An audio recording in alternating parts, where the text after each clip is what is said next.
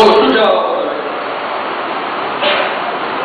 તમે કોણ છો એવો કોઈ સવાલ પૂછે તો કોણ છે અમે? ખ્રિસ્તી છીએ. Very good. કેટલા તમારામાં કેટલા ખ્રિસ્તી છે? બધા ખ્રિસ્તી છો? હું ના પાડું. તમને કોણે કીધું તમે ખ્રિસ્તી છો એવું? પ્રભુનો માનીએ છીએ. તમે કીધું કોણે ખ્રિસ્તી છો? તમે એકલા બોલો, બીજો કોઈ બોલતું જ નથી. તમે ખ્રિસ્તી છો આ તુજો કયો? તો તમને કોણે કહ્યું તમે ખ્રિસ્તી છો?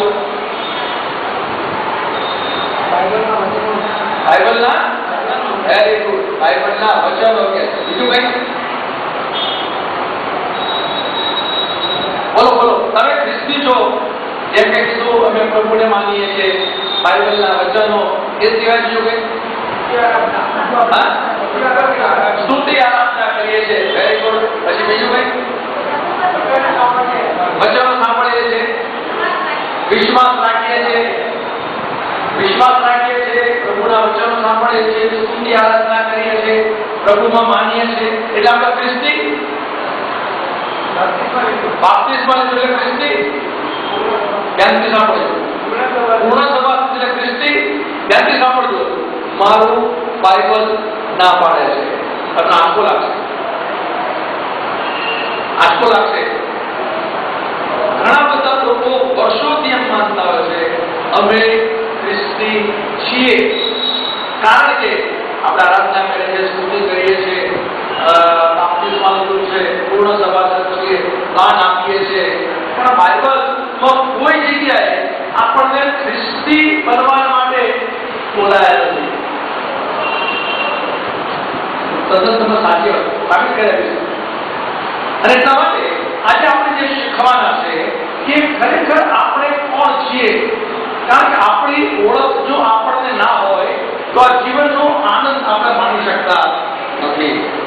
એટલા માટે આપણે જોઈએ, સૌથી પહેલા આપણે જોઈએ ખરેખર આપણી ઓળખ કઈ, અથવા તો પ્રભુ ઈસુ ખ્રિસ્ત એ મને અને તમને કઈ ઓળખ આપે છે, અથવા પવિત્ર શાસ્ત્ર બાઇબલ એ મારી અને તમારી કઈ ઓળખ આપણને આપે છે.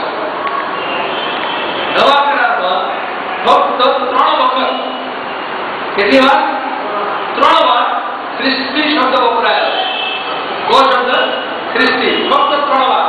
સૌથી પહેલું પ્રેરિતોના કૃત્ય 11:26 કલમ. ત્યારે લખ્યું છે અંત્યોખમાં શિષ્યો પ્રથમ ખ્રિસ્તી કહેવાય. પ્રેરિતોના કૃત્ય 11:26 કલમ ત્યાં પહેલી વાર ખ્રિસ્તી શબ્દ આવ્યો. અંત્યોખમાં શિષ્યો ખ્રિસ્તી કહેવાય. ત્યાર પછી બીજી વખત પ્રેરિતોના કૃત્ય 26મો અધ્યાય અને 28મું વચન. ત્યાં પાઉલ આખરી વાર રાજા પોતાની સાક્ષી આપે છે. આખરી પાસે કહે છે, અરે પાઉલ તું ઘેલો થયો છે, શું તું થોડા ઘણા પ્રયત્નોથી મને ખ્રિસ્તી બનાવવા માંગે છે? અને ત્રીજો શબ્દ પહેલો પિત્તર 4થો અધ્યાય અને 16મી કલમમાં છે. ખ્રિસ્તી હોવાને લીધે જો તમારે દુઃખ સહન કરવું પડે તો તમે આનંદ કરો. ફક્ત 3 વખત આ ખ્રિસ્તી શબ્દનો ઉપયોગ નવા કરારમાં થયેલો છે. અને આ 3 જગ્યાએ આ ખ્રિસ્તી શબ્દનો ઉપયોગ એ બીજા એક શબ્દ સાથે સાંકળે છે. ઈસુ ખ્રિસ્તે આ દુનિયા પર 3.5 વર્ષ સેવા કરી. ઈસુ ખ્રિસ્તે લોકોને બોલાયા, અને પછી એ ઈસુ ખ્રિસ્તે લોકોને બોલાયા પછી મરણમાંથી સજીવન થયા પછી એ સ્વર્ગમાં ચડી ગયા. ત્યારે છેલ્લે કઈ આજ્ઞા આપી એમણે? જાઓ જઈને સગડા દેશના લોકોને ખ્રિસ્તીઓ બનાવવાનું કીધું. શું બનાવવાનું કીધું? શિષ્ય બનાવવાનું કીધું. ખ્રિસ્તીઓ નહીં. ઈસુ ખ્રિસ્તે કદી કોઈને ખ્રિસ્તી બનવાનું કહ્યું નથી. શું બનવાનું કહ્યું? આપણી ઓળખ કઈ? ખ્રિસ્તી નહીં. તમારા બાઇબલે ના પાડે. પ્રેરિતોના કૃત્ય 11મો અધ્યાય અને 26મી કલમમાં લખ્યું છે, અંત્યોખમાં શિષ્યો પ્રથમ ખ્રિસ્તી કહેવાય. જે શિષ્ય ના હોય એ ખ્રિસ્તી નથી. મારી વાત નથી કરતો, પ્રભુનું વચન કહે છે.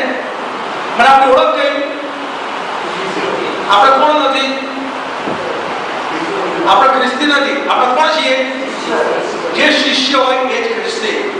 વાત સાચી ખોટી? હવે શિષ્ય એવો શબ્દ વાપરીએ તો શિષ્ય ક્યારે બની શકે?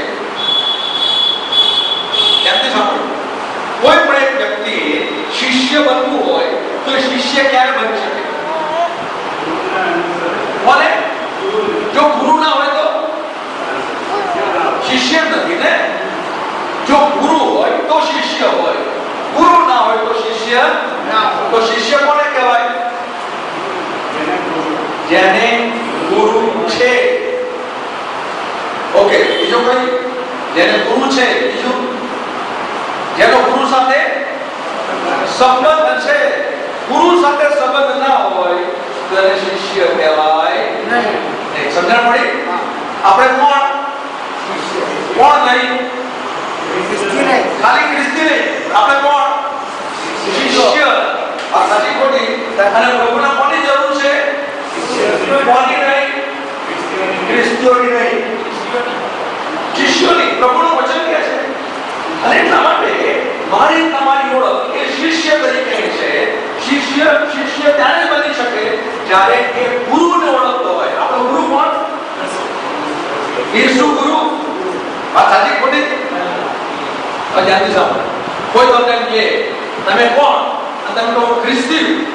તમે જેવું ખ્રિસ્તી કોને એટલે પેલો જે અખ્રિસ્તી માણસો ને એના મગજમાં કેવું ચિત્ર ઊભું થાય? આ ખ્રિસ્તી છે કેવું ચિત્ર ઊભું થાય? છાંટો પાણી કરતો વાત સાચી ખોટી? દારૂ પીતો.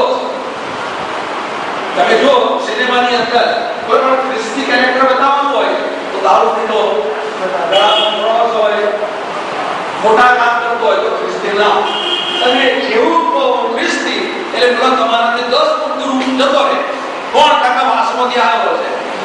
એટલે આપણે વાત સાચી ખોટી? એ તમારું સાંભળે ના સાંભળે? ભાઈ મદદ કરો. આ વાલા ભાઈઓ અને બહેનોને કહું કે શારીરિક મર્યાદા છે, જે શારીરિક અંધત્વ છે, પણ એમને અંતરચક્ષુ અને પ્રભુ તમે ખુલ્લા કર્યા છે.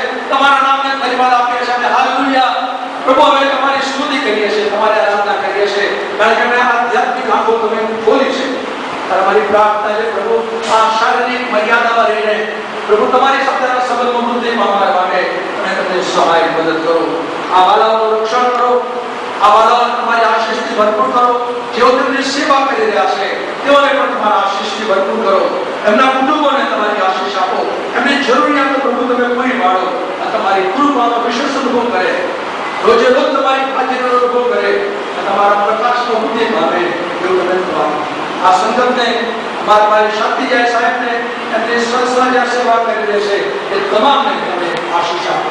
અમારી પ્રાર્થના અમારા મુક્તિદાતા પ્રભુ ઈસુના નામમાં ગુજારે છે. માટે સાંભળો અને સ્વીકાર કરો.